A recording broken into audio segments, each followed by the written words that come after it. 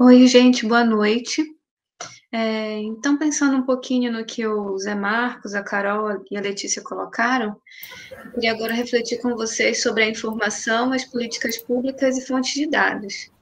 Então, inicialmente, eu trouxe um pequeno áudio feito pelo Instituto Brasileiro de Geografia e Estatística, para a gente começar a entrar no ritmo. Pode soltar o Minuto IBGE.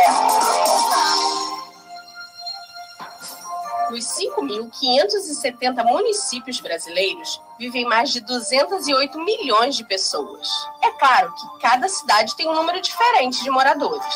Em algumas, por exemplo, a população passa de 1 milhão e em outras nem chega aos 1.000. Você sabe quantas pessoas moram no seu município? Eu sou de Toledo, Paraná. Minha cidade tem aproximadamente 140 mil habitantes.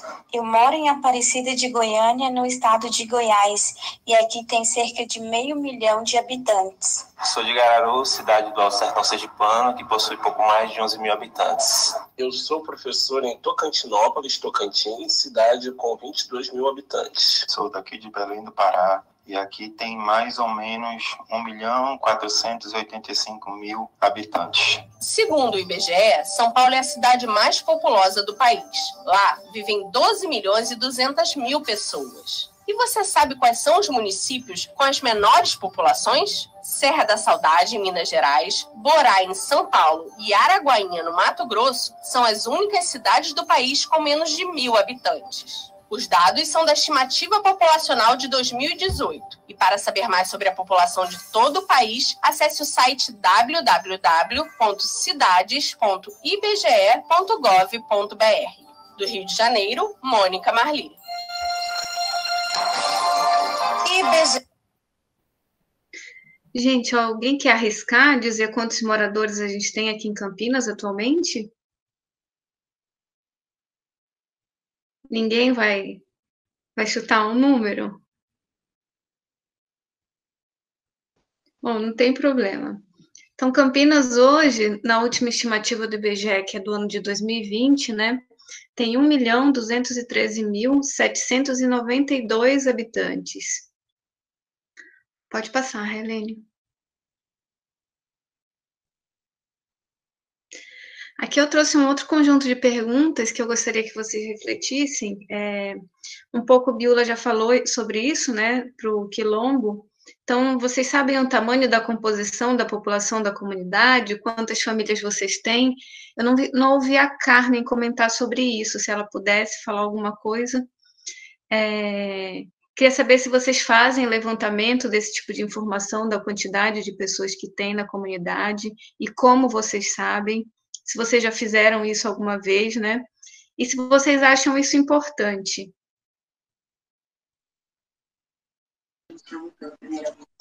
Morreu do acidente. Bom, a gente fez ano passado, né? Levantamento da área, nossa área, né? Uhum. Só da comunidade do Menino Chorão. Porque a gente estava muito preocupado com a pandemia. Aí foi quando a gente montou o grupo de mulheres Local Combate, né? Aí cada mulher era responsável por uma rua, ainda está rolando, né?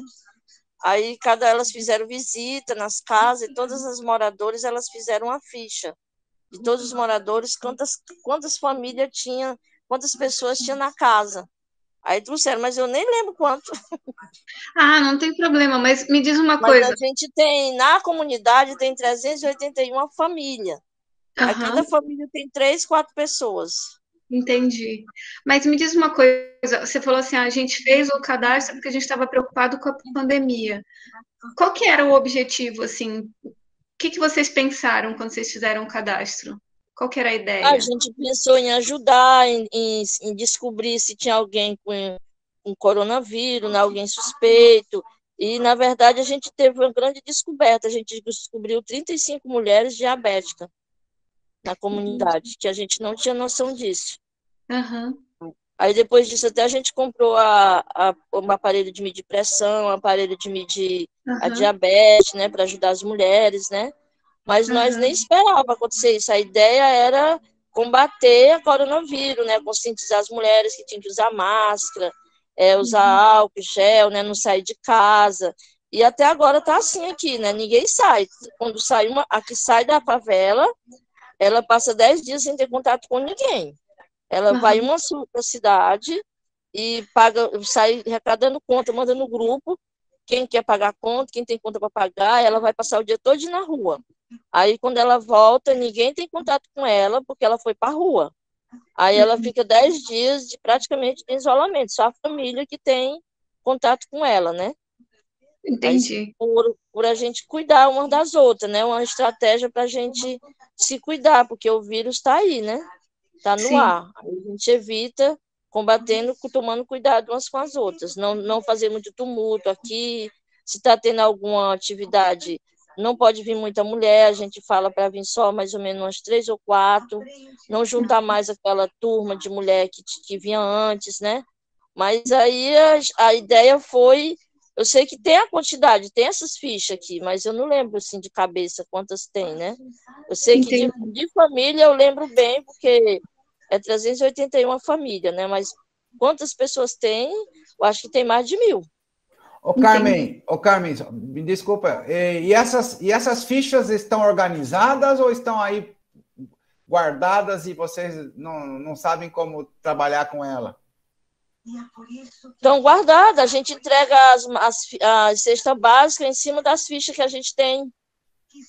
Aí, quando chega alguma coisa de doação, a gente sabe quem precisa, as pessoas necessitadas, é marcado em vermelho, é escrito com caneta vermelha. Perfeito. Carmen, você acabou de colocar o meu próximo ponto de fala. Pode passar o slide, Helene.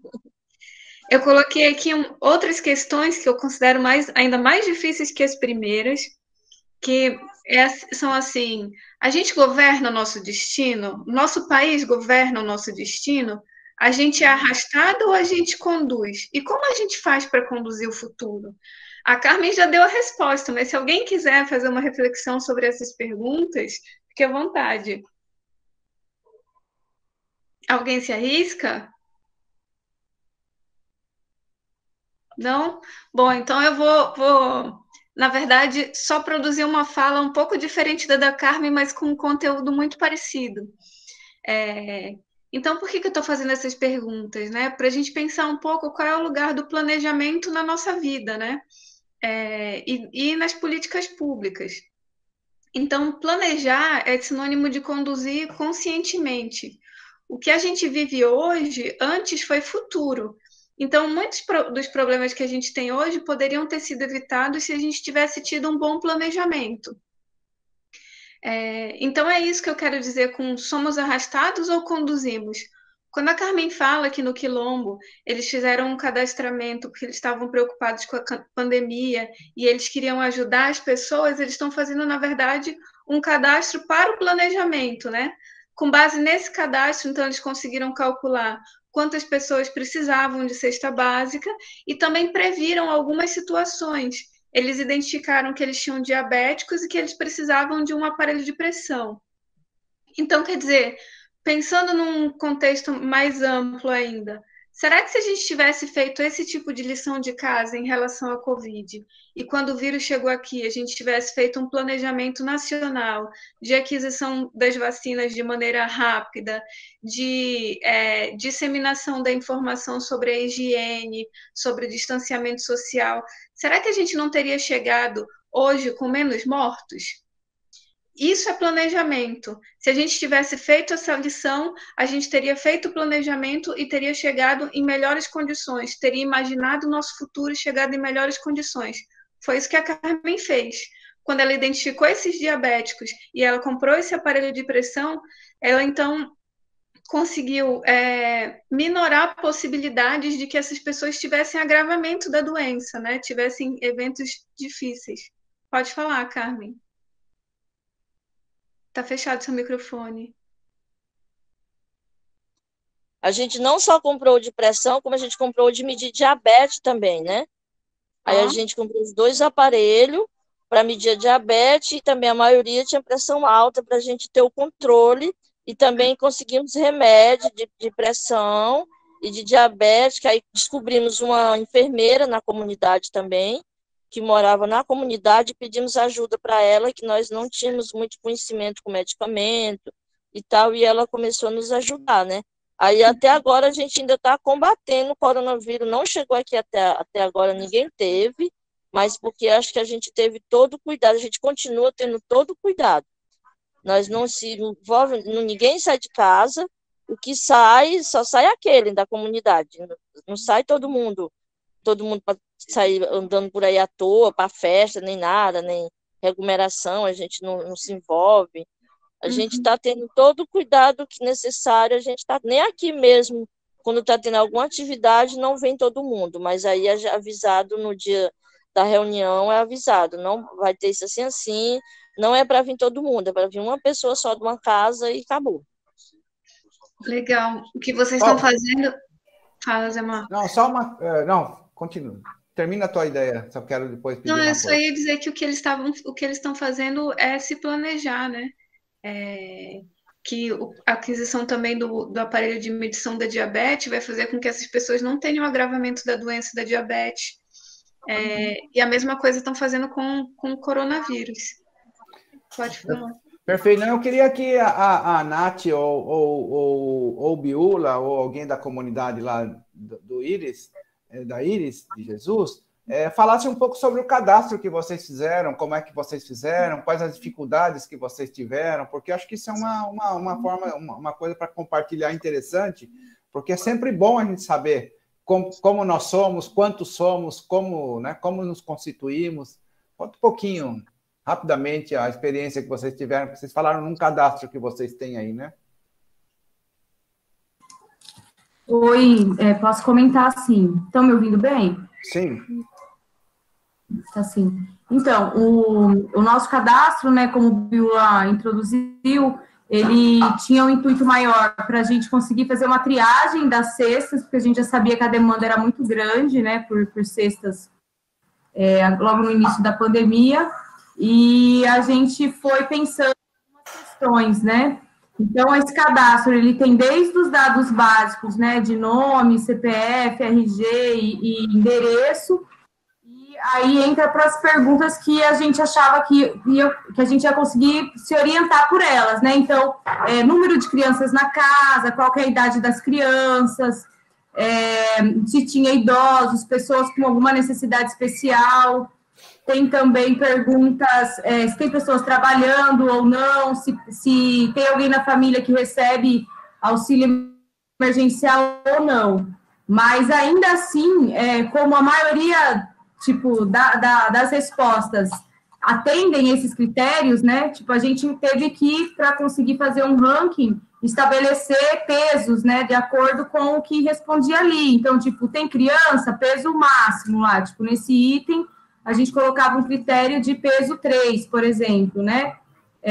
Para conseguir ir hierarquizando, assim, ir afinando isso aí.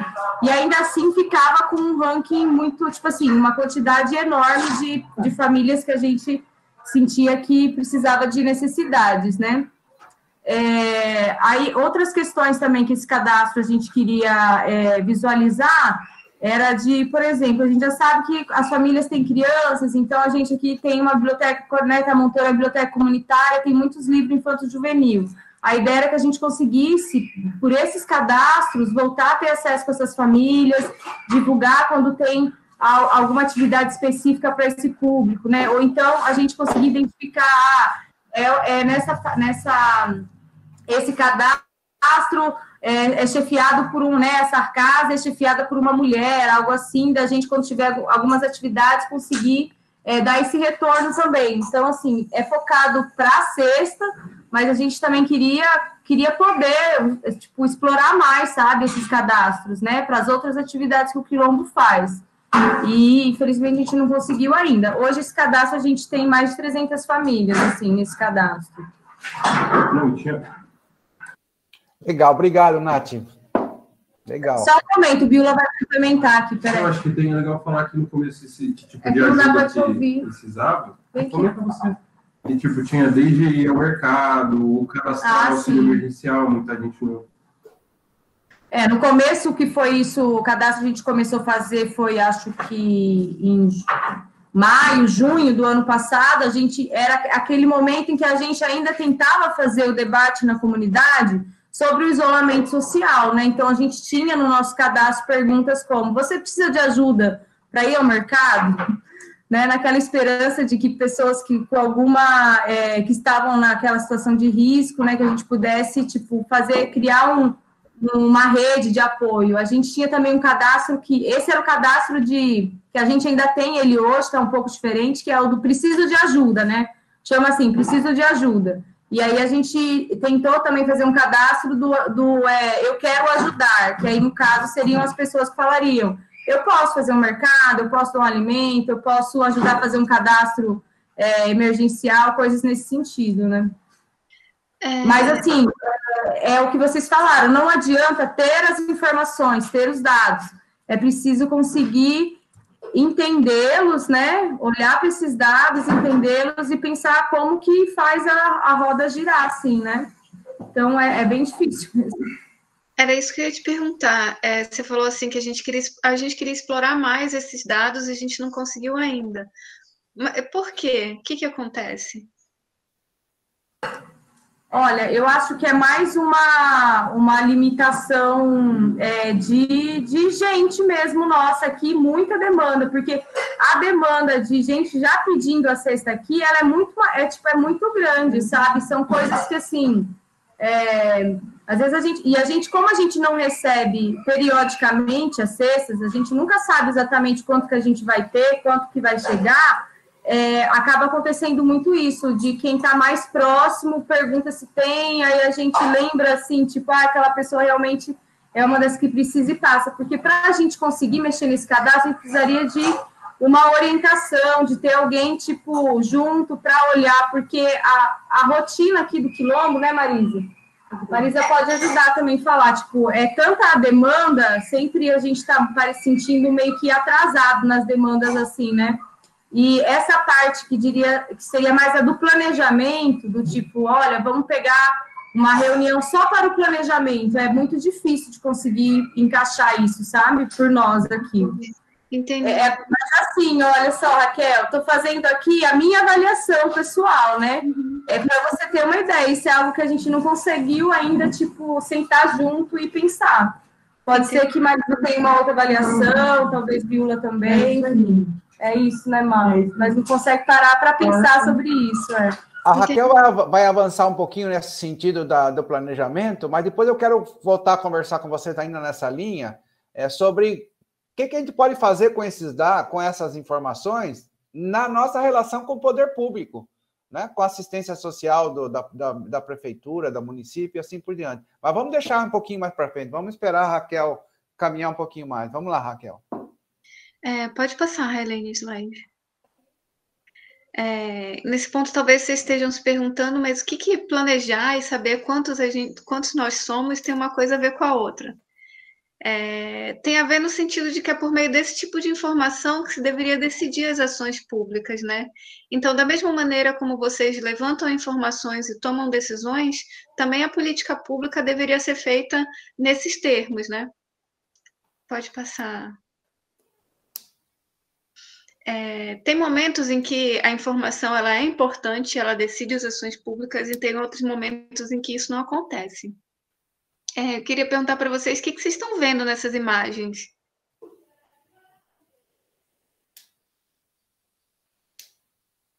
Carmen? O que você...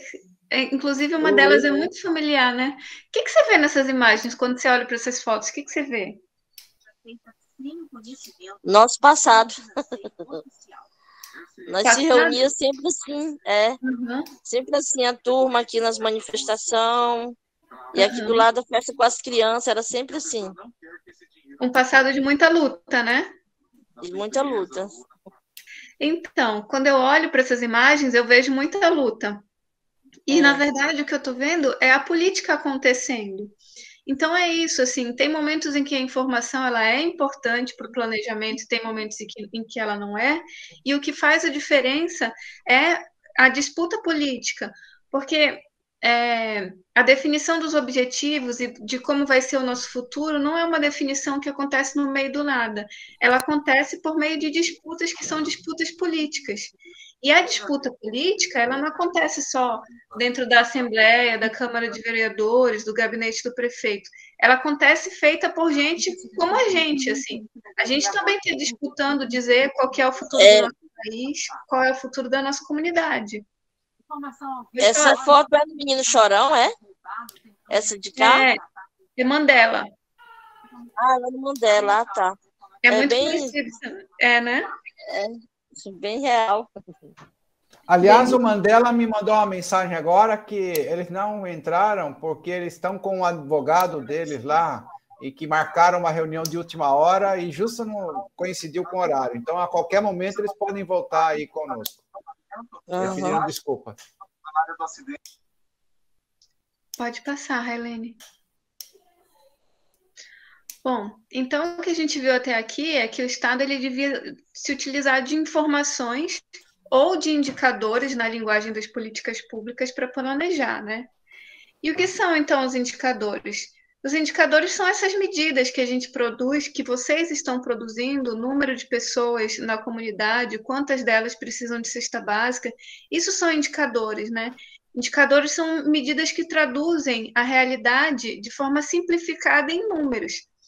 Então, o indicador é como se fosse uma fotografia da realidade. A gente olha para essa foto que tem aqui no slide, é uma foto de uma festa, né? Então, na festa está rolando um som, tem uma velhinha acesa, a gente tem a sensação térmica de calor dessa velhinha, tem o bolo, o cheiro do bolo, nada disso vai aparecer na fotografia. A fotografia é uma imagem só. Então, da mesma maneira, o indicador se relaciona com a realidade. Ele simplifica a realidade. Ele pega uma coisa que tem múltiplas dimensões e coloca em uma dimensão só. Isso é um indicador. Pode passar, Railene. E que exemplos de outros indicadores a gente poderia dar, então? Aqui eu coloquei na tela o número de habitantes, sobre o qual a gente já conversou, isso é um indicador. O rendimento médio dos trabalhadores formais é um outro exemplo de indicador. Aqui em Campinas, hoje, esse rendimento é de R$4.000. O percentual de crianças matriculadas no ensino infantil é um outro indicador, que, pelo que o Biola estava contando, eles também produziram lá na comunidade, no Quilombo, né? E que hoje é de 58% da população de crianças está matriculada. E no que isso ajuda a gente, né? Isso ajuda, por exemplo, quando eu vejo esses 58% de crianças só matriculadas no ensino infantil, isso ajuda a gente a pensar, bom, tem criança que está fora da escola, né? A gente precisa investir mais no ensino infantil. E é o que a gente sente na realidade, na pele, né? É por isso que o nome do movimento que o Biola mencionou era Quero Creche. É porque, de fato, a gente tem uma deficiência em vagas de creches, né? E os indicadores são capazes de mostrar isso. Eles são capazes de responder a perguntas do tipo: as crianças campineiras estão matriculadas na escola? E é isso que eles fazem, então. Pode passar, Helene. E os indicadores têm serventia só na hora de planejar? Não, na verdade os indicadores eles ajudam a gente a planejar e eles ajudam também a gente a verificar se o futuro que a gente sonhou de fato aconteceu. Então a gente planeja, a gente diz assim, olha, a gente tem hoje, vamos pensar nos exemplos que vocês deram. A gente fez um levantamento e tem 100 famílias na comunidade que precisam de cesta básica. Aí a gente faz um movimento, levanta uma quantidade de cesta básicas e distribui. Aí a gente diz, bom, a nossa meta, então, é que essas 100 famílias recebam uma cesta básica. Se eu entrego essas cestas básicas e no final eu vejo que nem todas essas famílias receberam, eu estou vendo que eu não cheguei no futuro que eu sonhei. E isso, o que eu estou fazendo é uma checagem, é uma avaliação. Então, os indicadores servem para isso também. Eles servem para planejar e para a gente ver se, de fato, o futuro que a gente planejou chegou ou não, né? Pode passar. E na nossa prefeitura, né, tem planejamento? Sim, a gente tem diversos planos que são planos temáticos, que na linguagem pública são chamados de planos setoriais, Então, a gente tem um plano sobre como vai ser a educação. Nesse plano, existem metas para creche, por exemplo, para aumentar o número de crianças em creches. E a gente pode ir nesse plano e ver se de fato a gente está chegando nas metas que foram estabelecidas, no futuro que a gente sonhou, ou se a gente não está chegando lá. E se nós não tivermos, a gente pode fazer reivindicações em cima desse plano, né? A gente tem o Plano Municipal de Saúde, que tem a mesma carinha. Tem o plano diretor, sobre o qual a gente já conversou um pouco aqui em uma outra oficina. Tem o Plano de Desenvolvimento Urbano Integrado, que vai falar sobre as relações entre os municípios da região metropolitana. E vai ter o grande plano dos planos, que é o Plano Plurianual, que é um planejamento que fala sobre como vai ser toda uma gestão. É um planejamento para 4 anos. É o plano dos planos. Pode passar, Helene. E falando nisso, será que a gente foi chamado a opinar sobre o nosso futuro, sobre o que a gente deseja recentemente pela nossa prefeitura? Sim, a gente tem em andamento o Plano de Desenvolvimento Urbano Integrado. Nesse site que eu coloquei aqui na tela, vocês têm mais informações. E logo a gente deve ter audiências públicas em que a gente vai poder participar e falar como que a gente pensa, por exemplo, que deveria ser o transporte entre Campinas e Americana, entre Campinas e Hortolândia e esse tipo de coisa. E também a gente está rolando o plano plurianual, né? E nesse site que vocês estão vendo na tela, está tendo uma consulta sobre quais são os temas que a gente considera mais importantes para serem tratados nesse planejamento. Pode passar, Helene. Bom, por que é tão importante a gente saber discutir um pouco sobre planejamento e sobre indicadores? Eu acho que vocês já sabem, mas mesmo assim, como eu me preparei para falar isso, eu vou dizer. É tão importante porque o indicador, o planejamento, ele é um enquadramento da realidade. É como eu falei, ele é uma fotografia. Quando a gente tira uma fotografia, às vezes a gente não enquadra muito bem e a gente deixa algumas coisas de fora. Isso pode acontecer com os indicadores e com o planejamento. Então, é importante que a gente saiba discutir os indicadores e os planos para a gente poder dizer para o planejamento público quando alguma coisa ficou de fora, quando ela não está refletindo bem a realidade. Pode passar. Bom, mas se é tão importante, então, a gente saber um pouco sobre indicadores, onde eu consigo indicadores, né? A Letícia já falou um pouco do IBGE, né? O IBGE é o grande instituto que realiza pesquisas sobre a realidade brasileira. Ele tem diversos sites de divulgação e são sites que têm diferentes níveis de detalhamento. Então, por exemplo, se a gente quer saber informações sobre a cidade de Campinas como um todo, o IBGE Cidades é o melhor site para você acessar. Se você quer um pouco mais de detalhamento de informação e você quer olhar um pouco para dentro do seu bairro, o melhor site para você acessar é o Sidra. Mas tem, então, diversos sites, né, do IBGE com informações e a gente pode, inclusive, depois desdobrar essa oficina aqui numa oficina sobre como pegar esses dados, se for do interesse de vocês, né? Pode passar, Helene. Tem uma outra ferramenta que também retorna informações para a gente, que talvez seja mais próxima de vocês, talvez vocês já tenham até acessado, que é o Google Earth. O Google Earth é uma ferramenta que acumula imagens de satélites. Então, é possível a gente se achar só com o nosso endereço no mapa do Google Earth. Aqui vocês estão enxergando a comunidade do Menino Chorão. Pode passar. O Quilombo Íris de Jesus, pode passar. E, por fim, o Nelson Mandela. Qual que é a grande utilidade dessa ferramenta? É que como existe um acúmulo de imagens ao longo do tempo, a gente é capaz de saber se a comunidade está crescendo, se ela está diminuindo, se ela ganhou em infraestrutura ou se isso não aconteceu. Então, por exemplo, o Google Earth tem o número de pontos de ônibus que você tem num determinado endereço. Eu consigo saber se está aumentando o número de pontos de ônibus ou se a prefeitura está tirando pontos no meu bairro. E, a partir disso, produzir uma conversa, né, com essa prefeitura.